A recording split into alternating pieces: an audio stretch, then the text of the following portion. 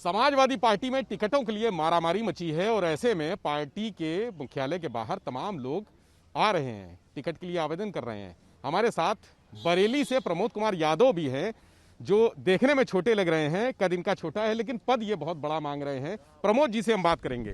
प्रमोद जी, आज के पहले कोई चुनाव लड़ा आपने? नहीं, ये मेरा प्रथम आवेदन है और मैंने किसी भी प्रकार का कोई भी इलेक्शन नहीं लड़ा। अच्छा, तो आपकी एजुकेशन क्या है? मैं MA LLB हूँ और वकालत करता हूँ। अच्छा। एडवोकेट। तो ये चुनाव में कहाँ से, राजनीति में कहाँ से कैसे आए आप, क्या इंटरेस्ट है? देखिए, 2003 में समाजवादी पार्टी, माननीय हमारे जो संरक्षक जी हैं, माननीय श्री मुलायम सिंह यादव जी, उनसे और समाजवादी पार्टी से प्रभावित होकर, उनकी नीतियों से प्रभावित होकर मैंने 2003 में समाजवादी पार्टी ज्वाइन की और लगातार संघर्ष करके 18 वर्ष मुझे हो गए और मुझे माननीय राष्ट्रीय अध्यक्ष श्री अखिलेश यादव जी ने 123 बिथरी चैनपुर विधानसभा का प्रभारी बरेली बनाया। तब से 3 वर्ष हो गए उनको प्रभारी बनाए हुए।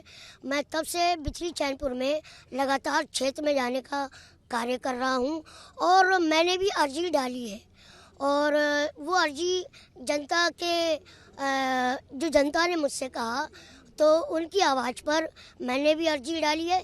यदि उस अर्जी पर मेरे राष्ट्रीय अध्यक्ष जी सुनवाई करते हैं, मेरे पक्ष में फैसला लेते हैं या मान लीजिए नहीं भी लेते हैं, तो जो उनका आदेश होगा वो उनका आदेश मुझे मान्य होगा।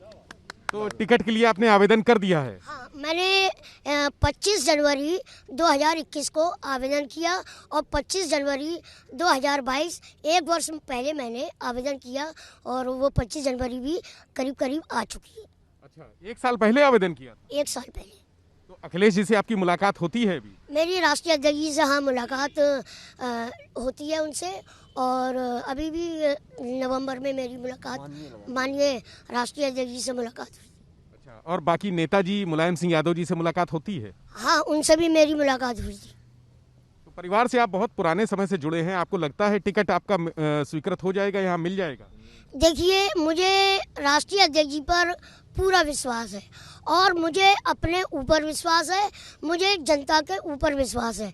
बाकी जो उनका फैसला होगा, क्योंकि राजनीति जो है वो परिस्थितियों का खेल होता है और उसमें जैसा भी राष्ट्रीय अध्यक्ष जी का जो भी आदेश होगा वो मुझे उनका निर्णय मान्य होगा।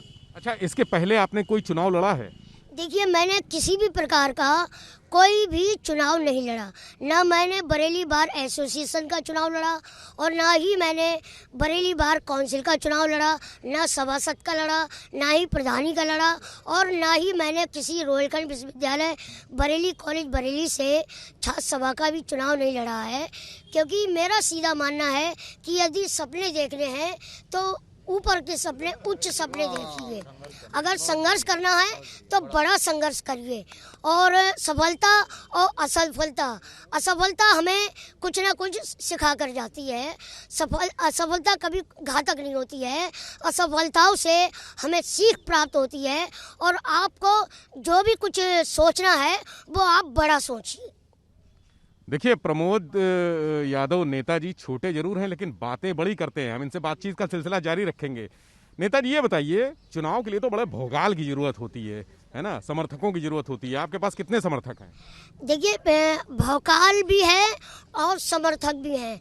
टिकट मिलने के बाद, क्योंकि इस समय समाजवादी पार्टी की लहर चल रही है पूरे उत्तर प्रदेश में, मैं एक विधानसभा की बात नहीं करता, पूरे उत्तर प्रदेश में समाजवादी पार्टी की पूरी लहर चल रही है और इस लहर में समाजवादी पार्टी को जिस भी दावेदार को कैंडिडेट बनाया जाएगा उस दावेदार का पूरा भौकाल होगा और वो दावेदार को जनता जो है वो सदन में भेजने का कार्य करेगी। तो नेताजी, आपके पास क्या भोकाल है? गाड़ी घोड़ा और मतलब बड़ी गाड़ियों से जो नेता चलते हैं, 10-10 गाड़ियों का काफिला चलता है, बंदूकें लेकर चलते हैं, भोकाल बनाने के लिए आपके पास है? देखिए, बंदूकों से नहीं, हम लोग शब्दों से लोगों को मारने का, शब्दों से हृदय का, लोगों के दिल जीतने का कार्य करते हैं। रहा सवाल घोड़ा गाड़ी का, वो अपने पास पर्याप्त रूप से साधन उपलब्ध है। कौन सी गाड़ी है, फॉर्च्यूनर है? नहीं, फॉर्च्यूनर की नहीं, इनोवा है मेरे पास, और भी मेरे पास गाड़ियां हैं। तो क्षेत्र में प्रचार के दौरान आपके पास कितनी गाड़ियां चलती हैं, कितनी गाड़ियों का काफिला है? ये तो मेरा समर्थक, जब मैं चलता हूँ तो मेरे साथ में, जैसे जैसे मैं अकेला चलता हूँ तो काफिला मेरे साथ में चालू हो जाता है, और कई गाड़ियाँ मेरे साथ में चलने का कार्य करती हैं। तो आप यहाँ कितने दिन से हैं, लखनऊ में कितने दिन से पड़े? मैं आज यहाँ पर क्या कहते हैं, आज ही कल रात 1 बजे आया, और मैं राष्ट्रीय अध्यक्ष जी से बस वो मुझे देख ले, उनसे मेरी बात हो जाए, उनसे मुलाकात हो जाए, मेरे लिए ये पर्याप्त है। जो अंदर राष्ट्रीय अध्यक्ष जी के हॉल में, सभागार में वीडियो चलते हैं उनके गानों के, चुनावी गानों के, उसमें तो आपकी तस्वीर दिखती है, कई बार आपको देखा मैंने। देखिए, वो तो अब मैं नहीं देख पाया उसको, आपने हो सकता है देखा हो।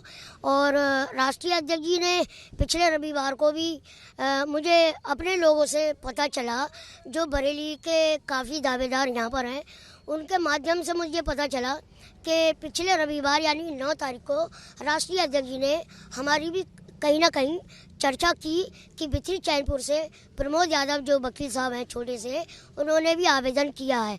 जब मुझे ये पता चला तो मेरे समर्थक जितने भी थे, उनके सम्मान में और उनके दबाव में और उनके प्रेम और स्नेह में मैं यहाँ आया। और जब सभी लोग आए तो मैंने भी सोचा क्यों ना मैं इस महाकुंभ में राष्ट्रीय अध्यक्ष जी के दर्शन करूँ।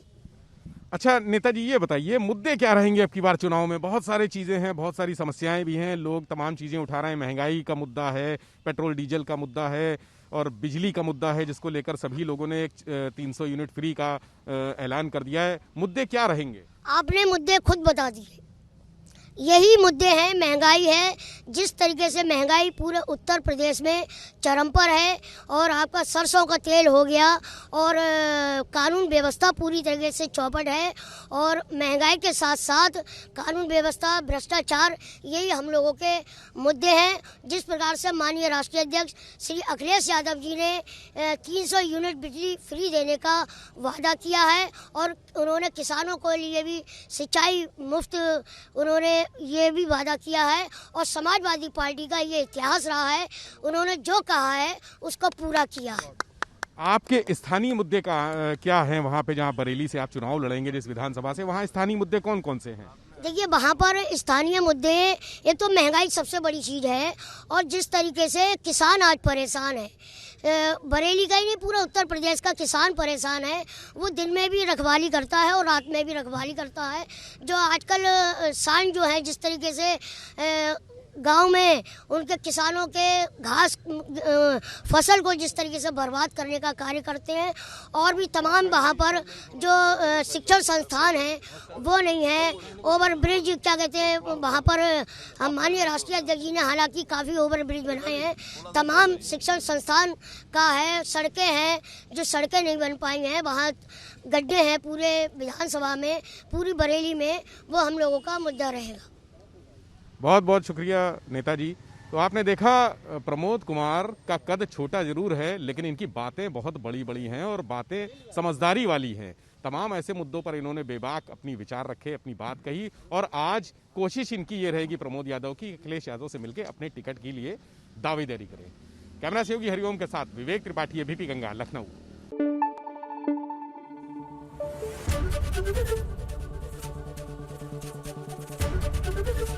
एबीपी गंगा, खबर आपकी, जुबान आपकी।